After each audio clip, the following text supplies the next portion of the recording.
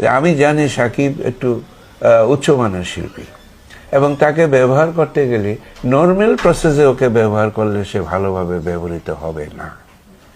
তাকে এমন একটা আইডিওলজির মধ্যে ফেলে দিতে হবে, সে কাঁপিয়ে দিতে পারে ভারতবর্ষকে, কারণ দেখতে শুনতেও সে একটা সুপুরুষ। আমি এখনো মনে করি যে সার্বিকভাবে হয়তো সুন্দরভাবে তাকে ব্যবহার করা হচ্ছে না।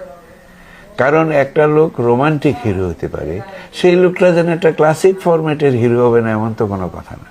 তোমার যদি গুণ থাকে সেই গুণটাকে সার্বজনীনভাবে ব্যবহার করা যেতে পারে এবং সেখানে 1%-এরও রিস্ক থাকবে না যদি একজন ভালো পরিচালকের কাছে, একটা ভালো নাট্যকারের কাছে যায়। এই কারণে তার অনুযায়ী গল্পটা সেখানে তৈরি করা হবে এবং সত্যনিষ্ঠ গল্পটাকে যদি সুন্দরভাবে উপস্থাপনা করা হয়, আমি মনে করি সাবকন্টিনেন্টের মধ্যে এখন যারা যারা জনপ্রিয় শিল্পী আছে তাদের কারো